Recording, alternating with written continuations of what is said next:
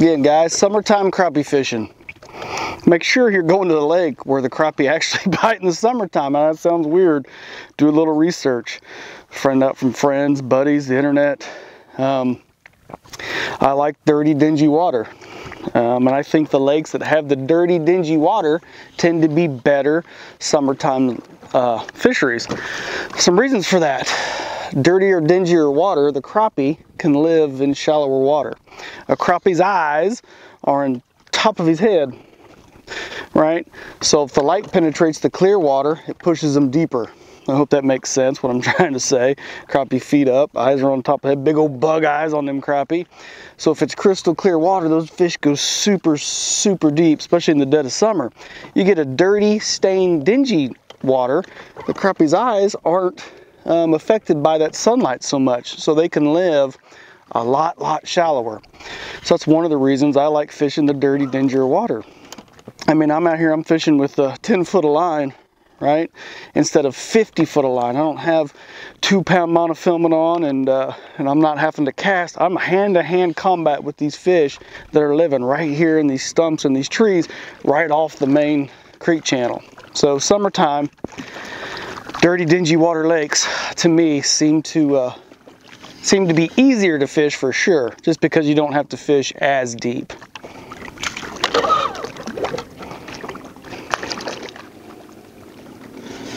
Something to remember, you're not going to just pull up to a spot in summertime and just just fill up the boat with crappie. I mean, it's going to take, oh, I just got hit. Gosh, dang it. Whew. It's going to take a little bit to catch some. Right? I mean, you're going to have to move. You're not going to pull up to one tree or one stump and catch 10 crappie off one tree. You might catch 3 or 4, but you're not going to just load the boat like they're spawning. Man, missing a lot of fish. Having a lot of hits and misses. So I've downsized. I was using a 3-inch slab slayer, and I kept missing them. So I have downsized to a minnow minder. A little bit smaller, about 3/4 of an inch smaller, seeing if I can't catch fish. If they do it again, I'm going to downsize. I keep my lead head the same size, but I'll downsize and go to a baby shad. Hopefully they don't gulf that thing. I'm not there yet. I haven't resorted to the baby shad yet. A lot of misses. I got interrupted. Summertime. Move. Keep moving. I mean, there are giant crappie living right out here. I know this is my home lake, so I kind of have an advantage. I know where these fish live. This is a summertime flat on the north side of the lake. So you have that predominant south wind that blows all summer long, right? The wind generally blows out of the summer. I'd say 3/4 of the time it's blowing out of the south, just like it is today. What happens is all that plankton and all that stuff floating in the water gets blown naturally over here to this south side, and right over here, this flat, because of that, is loaded. I mean, loaded with shad. I mean, sometimes the depth finder will block out and want to be able to read the bottom because there's so many shad over here on this flat. So, in turn, the crappie come and live on this flat. And I'll give you a description of what I'm talking about on the flat side. So in summer, you need to understand the difference between the creek channel side of the lake and the flat side of the lake. The flat side, meaning the creek channel, is only right out here in front of me. It's about 100 yards, and it drops off into 30 feet of water. And from there, where I'm fishing, it gradually tapers all the way back to nothing. That's the flat side. It just gradually goes from the creek channel to 27 foot out there, and just gradually works its way all the way back to nothing, instead of just a steep drop on the other side of the lake where the creek channel actually hits the bank. So we fish from right off the creek channel all the way back on these flats. And something cool about summertime, especially in these dirty, dingier water lakes, those crappie can be living right back here in this flat and all the way to 3 to 5 foot of water all the way up into August. And that's crazy. People don't know that. And that's because of the dirty, dingy water.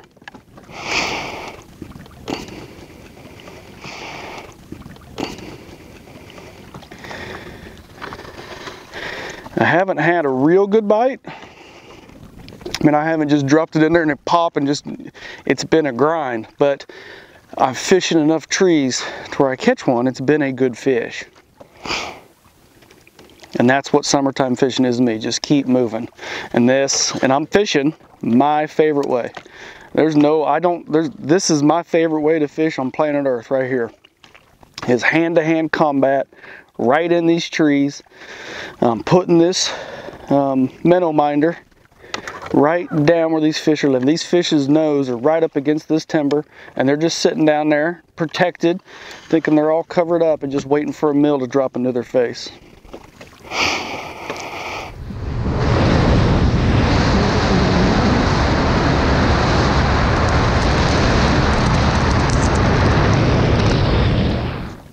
We get asked all the time, how do you know what color? You know, we have over 80 colors to choose from Bobby Garland. How do you know what color to start with? Well, I mean, one way is to know the water clarity, right? And use baits that match the water clarity. If it's a little bit dingier like we're doing here, you want something, you know, that's fairly bright so those fish can see it. I'm not using live bait today. I'm not using minnows. I'm using a straight jig. I know I have stood, I don't know how many hours with this rod in my hand, putting this jig next to standing timber and brush piles and then around bridge piers, and I know that a crappie hit an artificial bait harder than they do live bait. They hit it with this vengeance. They hit it like they don't know what it is sometimes, and they're just trying to kill it and crush it. If you're fishing with a minnow, it seems like sometimes it's almost like, I don't know, almost like worm fishing when you're bass fishing. It's tap, tap, tap, tap, tap, a little bit different hit instead of that just power. So picking your color every day when you go out is trial and error, right? I got 5 rods here laying on the deck of the boat, and all 5 have 5 different colors on them, 5 different color heads on them. And I just all trial and error. But know the clarity of the water. If you had really crystal clear water, you're not going to want to come out here with a penny back or a lights out. That's going to be too bright and give too much glow in the clear water. You're going to want to go with something like, you know, monkey milk or something like a live minnow. A little more natural looking. So, but trial and error. I mean, every day is a little different. Same with the fishing. That's when you finally catch one, trying to memorize in your head what just happened, right? So if you catch one, you want to duplicate that. That's called a pattern. Sometimes it's a fluke and it only happens once, but more times than not, if you'll pay attention. So if I'm pitching this jig in here and that fish smacks it on the way down and four foot down, I'm going to know that those fish are living 4 foot down in 9 foot of water. So it's a pattern. But your colors, I mean, trial and error. If a guy in a boat is sitting here and he's catching them all in pink and black and you have on white and chartreuse, put on pink and black. Don't be that guy. Everybody likes catching crappie. So, I mean, that's what it is.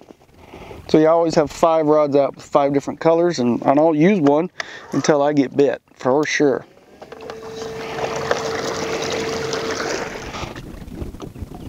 I get asked all the time about clear water tips, and unfortunately I'm not a clear water fisherman, and I can't help a bunch on our Facebook page and on our YouTube channel. We get asked about the clear water, and I know a lot of you people live on clear water lakes, and I'm here on my home reservoir, Truman Lake, here in Missouri, and it's a giant reservoir. It has 4 major rivers that flow into it, and there is some beautiful crystal clear water down by the dam and some of the other arms. And I never go there. I mean, I've been fishing here for over 30 years. I never even crappie fished down there. So I'm not a lot of help. I always come to the muddy, dirtier ends of the lake because the fish live shallower. I mean, the water is even shallower up here. I mean, down by the dam, you got 50, 60 foot of water. Up here, the deepest water in the middle of the creek channel is only 30 foot deep. If that, it's usually like 24, 25 foot. So the fish have to live shallower up here, and to me it's easier to catch a fish in 10 foot of water than it is 70 foot of water, right? You only got 10 foot of line out. So I believe if you have a reservoir like this, and we've proven it, and our tournaments prove it, the bigger crappie live up here in the upper ends in the dirtier water. The farther you can get away from the dam is where we start fishing everywhere all over the country, no matter where we're at. Wherever the dam is, we get as far away from it as we can. And again, we're trying to catch giant crappie. We're trying to catch 7 giants, not, you know, our limit of 15 to go home and clean. It's a little different mindset. But don't think just because we're in this dirty, dingy water, you can't use these same techniques for your lake. You can, even if you don't have standing timber. in your home lake. If you have brush piles, it's the same thing. You can use this same approach. I just got unhung there. I should have pointed that out, how I got that unhung. I think we've showed that before until I get my jig unhung. You can use these same techniques if you're fishing brush piles. We've gone to lakes that there was no standing timber, and we fished the same way. Use the same 10-foot rod. 10-foot rod allows you to get away from the boat and not spook them with the trolling motor. We fish bridge piers with these. If the deck's high enough, right, you can't use this thing and set the hook and break your rod tip on the top of the bridge, like the bridges down at Lake Fork. I mean, they're only about this tall, so you couldn't use this 10-foot rod in there. But use these same techniques wherever you live. I mean, these crappie like living in something. On a 60% of the lakes in the United States, crappie are living around cover, whether it's a floating dock, those bridge piers, whatever. They like getting in here around cover, thinking they're hid, right? They taste good. Well, that means they have to taste good to the big old giant catfish as well, too. I mean, if you're a catfish, why would you eat a bass if you could eat a crappie? That's an example. So, you know, these crappie get in here, live around this timber to get in here and get hid so they don't get eaten by the predators, for sure. So structure and crappie fishing go hand in hand, especially in the summertime. They really live on this timber in the summertime.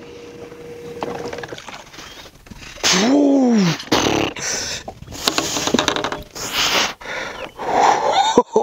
There's one. Good crappie. Good crappie, yeah. Oh. Show you where we're at right here. We're on a massive flat. Stumps everywhere, and I'll show you where this fish came from. I'm weighing. I like weighing them. Gives me an idea of what. Yeah, he's a 114, so over a pound. Over a pound crappie, not bad. Summertime. Came on whitehead with a silver fish.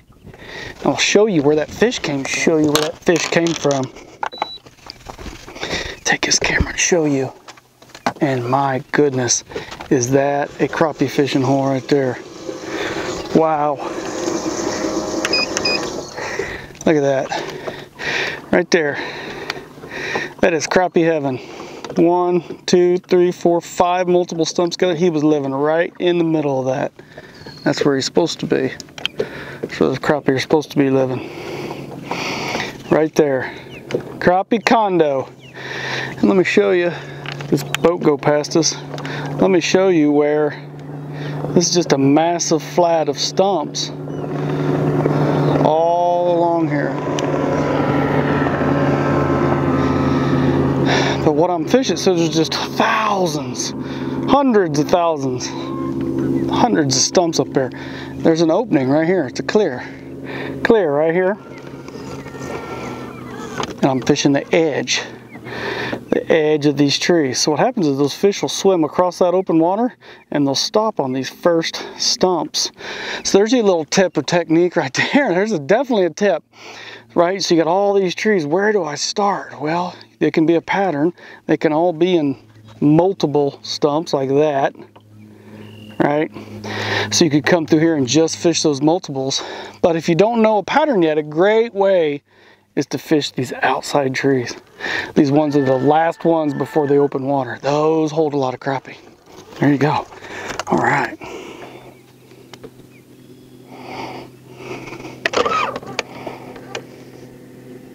Oh, golly.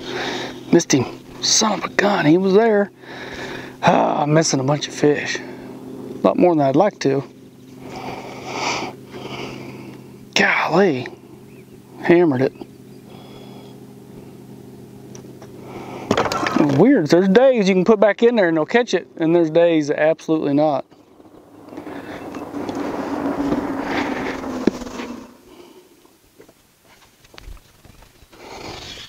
One thing we have noticed about summertime crappie fishing is first thing in the morning, low light condition, it seems like the crappie have moved up. They're up in the water column a lot higher than when the sun gets high. The sun gets high and drives them back down to where they like to live, 10, 11 foot. Today, right now I'm in 12 foot of water. I'm catching these fish about 11 foot down. It's only a foot off the bottom. They're living down there where it's nice and cool, close to that mud. The ones I'm catching actually have mud on their bellies. But first thing in the morning, you can pitch in there and they'll hit it on the fall. They're up high and aggressive. So watch for that. First thing in the morning, you get out early before 8 a.m. and the fish will be up and they're active and feeding. So if you can't stand the heat in the summer, I mean, you can definitely go in the morning time. And in the summer, there's a pretty good morning bite usually.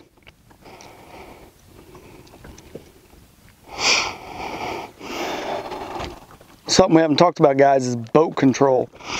Boat control is critical when you're fishing any kind, especially if you're fishing into this timber. You're trying to dissect this piece of timber with this Bobby Garland bait. I mean, you're wanting to put it in there nice and gentle and get around each corner of it and try to catch the crappie that are living in that thing. The last thing you want to do is come ripping through these trees going with the wind. There's no way you can control the boat going with the wind, right? So unless you're drifting or trolling or casting, you want to go into the wind. You can control the boat up here with this trolling motor. If you were going with it, I'd be flying through these trees so fast I wouldn't even be able to put this jig down here. So boat control, critical for any kind of fishing. I mean, I get asked all the time. I have all these electronics. We got 360, we got down imaging, we got side imaging, we have, you know, 3 graphs on this boat over 12 inches in diameter. What's the most important key to this boat is that trolling motor. Especially for this style fishing that we love to do with this one pole, one jig, putting it right in this cover. Boat control is everything. You got to learn how to use that trolling motor. I mean, if you learned anything, if you're a novice or someone just starting out fishing, man, take the time to learn this trolling motor. I never even have to look down. I just know heel down, toe up.